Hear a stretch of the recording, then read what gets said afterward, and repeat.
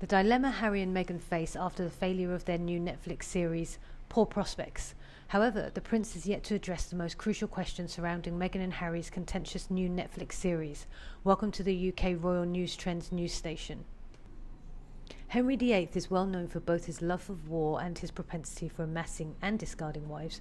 You might wonder how he managed to squeeze in any wooing with the 3 wars he fought against the French, and the 3 he fought against the Dutch, and the 3 he fought against the Irish and the Scots over the course of 35 years. He was basically game for any kind of physical conflict. Our current Royal Henry, Prince Harry, Duke of Sussex, could probably benefit from learning that causing trouble can have serious consequences. His and his wife Meghan's Netflix documentary dropped like a glossy depth charge on Thursday night with the release of the first volume. Now that the first 3 episodes have been released for your viewing pleasure, it would appear that war is the show's most likely and immediate outcome, fighting the British royal family and the British press. The Sussexes series amounts to what has only been read so far as positively combustible stuff, like sloshing 50-year-old Lefroy on an open flame, something his great-aunt Princess Margaret probably did accidentally once. Actually, Margaret was a famous grouse girl, but you get the idea. Also, Harry says the royal family suffers from a huge level of unconscious bias, and the firm chose to ignore the racial insults she received. The response from Fleet Street has been predictable. The tabloids have broken out the boldest typefaces possible to make their point, while the palace has denied reports that it refused to participate in the show. A betting woman would say that this weekend there will be numerous feature-length stories in which royal sources appear as part of the usual guerrilla campaign, as when Henry wanted Calais back, accusations and tensions are at an all-time high. There's really only one question left to ask. Was it all worth it for the Sussexes? In addition to appearing on the show, he and his partner have uprooted their entire household and shipped all of their expensive furniture halfway around the world in an effort to avoid contact with his relatives. Sure, there's a monetary component to all of this. The Duke and Duchess of Sussex can thank Netflix for the fattening of their bank accounts, as it's been widely reported that their deal with the streaming giant is worth around $153 million.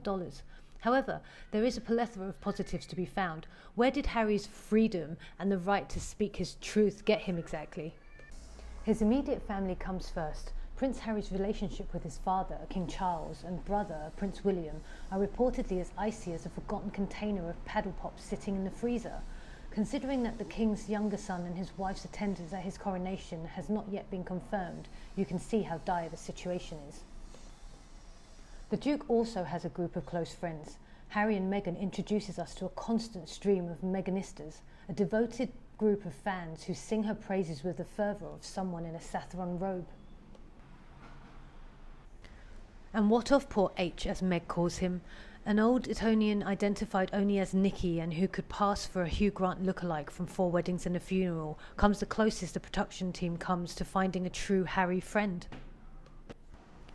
Nicky only makes an appearance to talk about meeting Harry when they were 13 and staying in adjacent rooms at Eton.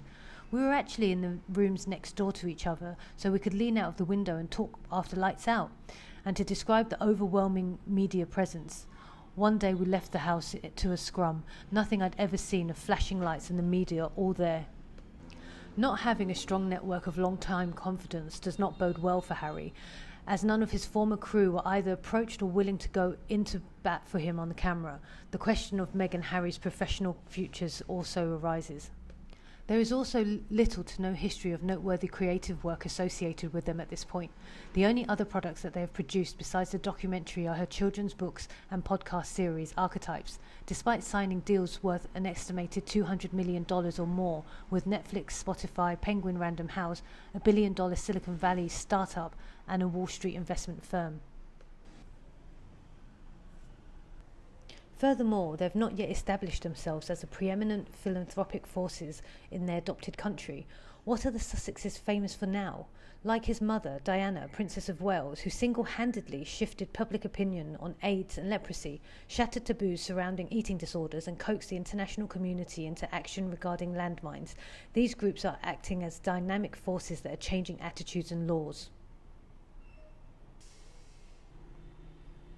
Hardly. Most people remember them for their Cromwellian enthusiasm in dismantling the monarchy on camera. The series will further establish the widely held belief that Harry and Meghan have constructed their post-palace public persona as a means of showcasing their disdain for the royal family rather than their own merits as individuals or as a result of their humanitarian efforts. As I watched the documentary, I found myself asking, what is the point of this protracted, costly exercise? I seriously doubt that it will convince anyone to change their minds. People who think the Sussexes have betrayed his family and the values of the late Queen will be even more incensed, while those who see them as brave souls who have spoken truth to the power and stood up to the racist institution will only applaud louder.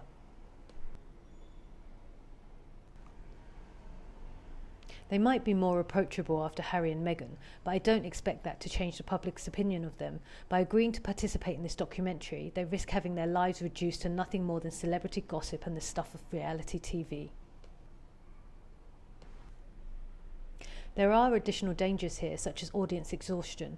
It's obvious that Harry and Meghan have been through a lot, but do they really deserve a 6-hour high-definition film about their ordeal? Generally speaking, genocides as a whole receive less coverage than they should. How many more times can the audience hear about the victim before someone reaches for the Hendrix? True, Harry and Meghan have been through a lot, but who among us still has the emotional resources to feel bad for the two extremely well-paid celebrities? More than 6 million families have been affected by the COVID pandemic. The images from Ukraine are heartbreaking, food banks in the UK are stretched thin, and many people won't be able to afford to keep their homes warm this winter. Is there a tipping point where viewers' interest in them and the show dwindles due to exhaustion and boredom after they've been exposed for so long in front of the cameras, or letting the light in, as that great bit of Victorian punditry goes?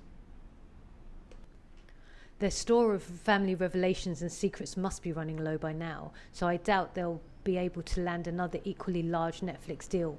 Once Harry's memoir, aptly titled Spare, hits shelves in early January, it almost certainly will.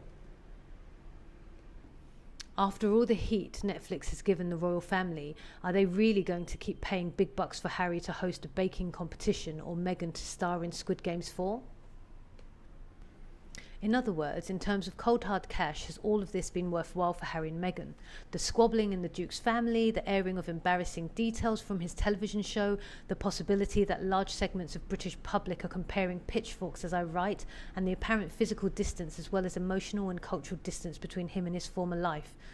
The only things that can tell us for sure are time and maybe Netflix's cameras.